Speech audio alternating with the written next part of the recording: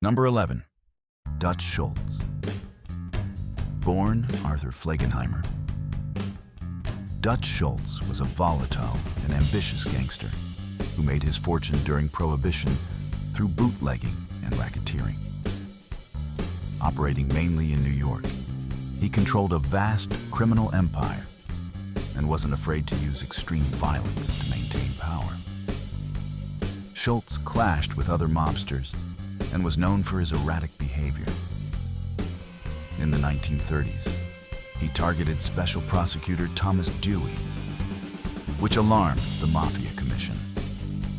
Fearing that killing Dewey would bring federal heat, the commission instead ordered Schultz's own execution.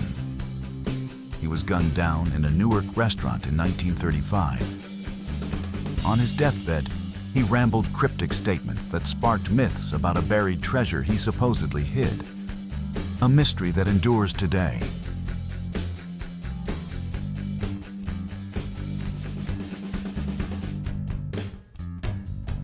You better subscribe and hit that bell. Capiche? Number 12. Arnold Rothstein. Arnold Rothstein was a master gambler, financier, and fixer who helped transform organized crime from street thuggery into big business. Known as the Brain, he was a key figure in the early development of the American Mafia. Rothstein allegedly fixed the 1919 World Series and mentored future mob legends like Lucky Luciano and Meyer Lansky. He ran high-stakes gambling operations and acted as a behind-the-scenes banker for criminal enterprises. Unlike many gangsters, Rothstein dressed impeccably, avoided violence, and treated crime like a corporation. In 1928, he was shot over a gambling debt and died refusing to name his killer. His death marked the end of an era and the rise of a new, more violent generation of mobsters.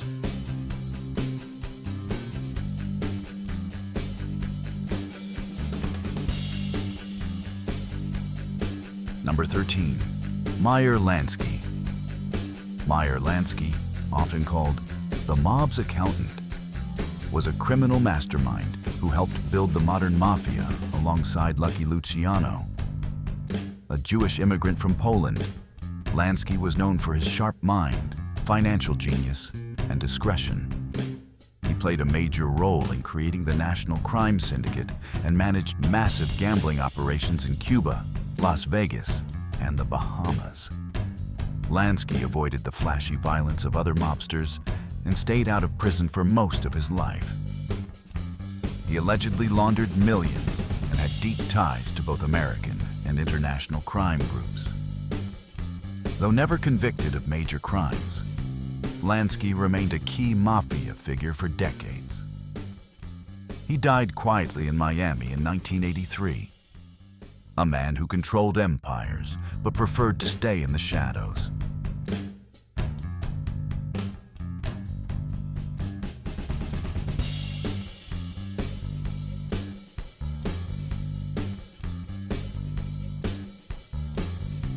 Number 14. Johnny Torrio. Johnny Torrio was the mentor of Al Capone and a founding father of organized crime in America.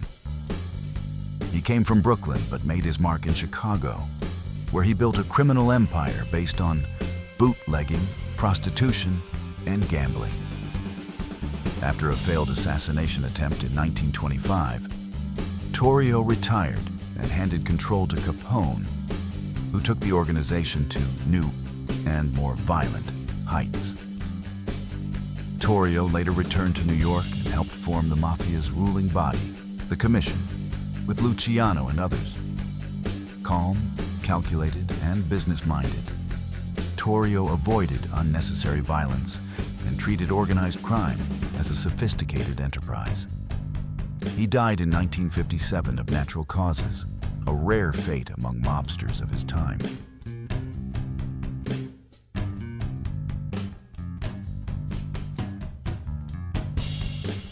Number 15. Frank Costello. Frank Costello, known as the Prime Minister of the Underworld, was a powerful mafia boss who preferred influence over violence. Born in Italy and raised in New York, he rose through the Luciano crime family and took over when Luciano was imprisoned. Costello had deep political connections and controlled labor unions, gambling, and legitimate businesses. He once testified before the U.S. Senate during the Kefauver hearings. Only his hands were shown on TV, making him a mysterious national figure. In 1957, an assassination attempt by rival Vito Genovese convinced him to retire. He lived quietly until his death in 1973. Costello embodied the mobster as a gentleman, smooth, influential, and dangerous.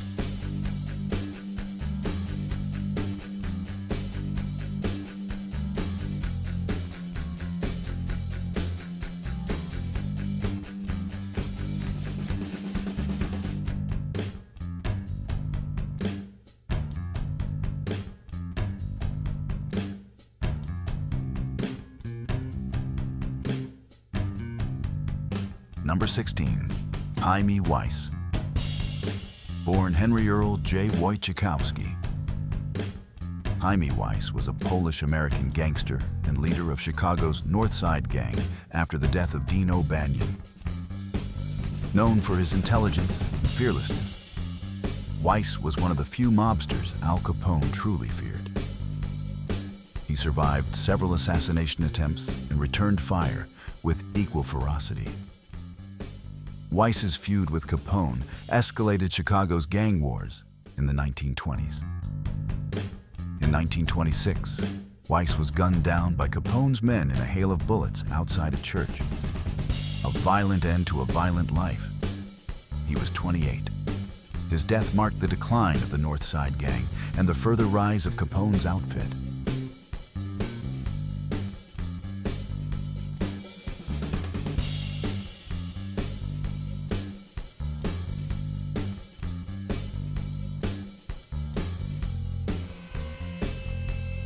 Number 17, Dean O'Banion.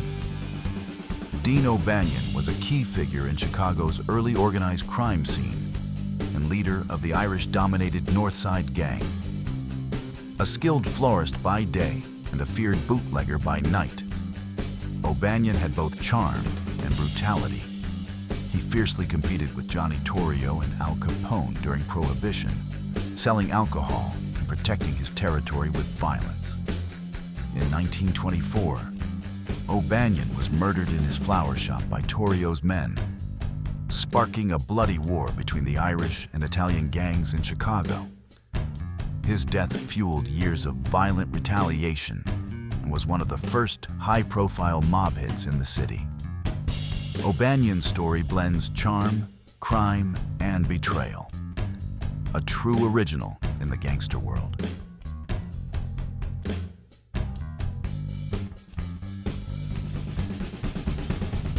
Number 18, Vincent Mad Dog Coll. Vincent Mad Dog Coll was a wild, unpredictable hitman and gang leader in 1930s New York, feared even by other gangsters. Born in Ireland and orphaned young, Coll became a killer for hire during the brutal bootlegging wars. He gained notoriety for his violent methods and lack of control, especially after a botched drive-by shooting in 1931 killed a 5-year-old boy. The media dubbed him Mad Dog, and he became public enemy number 1. Coll went to war with Dutch Schultz and other powerful mobsters, but soon found himself hunted. That same year, he was gunned down in a phone booth in a hail of bullets, just 23 years old. Coll's life was short, bloody, and chaotic, a symbol of crime without discipline.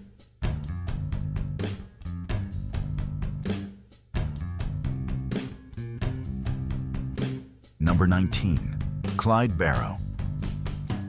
Clyde Barrow, the partner and lover of Bonnie Parker, was a key figure in the infamous crime duo Bonnie and Clyde. Growing up poor in Texas, Clyde turned to theft in his teens and quickly escalated to armed robbery and murder. With Bonnie at his side, the Barrow gang terrorized the central U.S. during the Great Depression, robbing banks, gas stations, and committing multiple killings, including law enforcement officers. Their daring escapes and romantic bond made headlines nationwide. Despite their violent spree, the media glamorized them as tragic outlaws.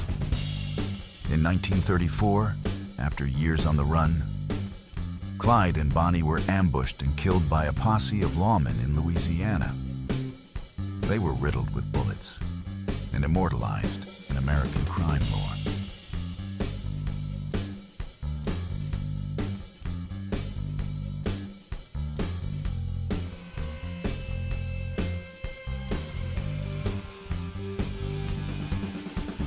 Number 20. Albert Anastasia. Albert Anastasia was one of the most feared and ruthless mobsters in American history. Known as the Lord High Executioner, he helped found the Mafia's enforcement arm, Murder, Inc., responsible for hundreds of contract killings in the 1930s. Born in Italy and arriving in America as a teenager, Anastasia rose through the ranks with brutal efficiency. He eventually led the Gambino crime family and became a major figure in the New York underworld.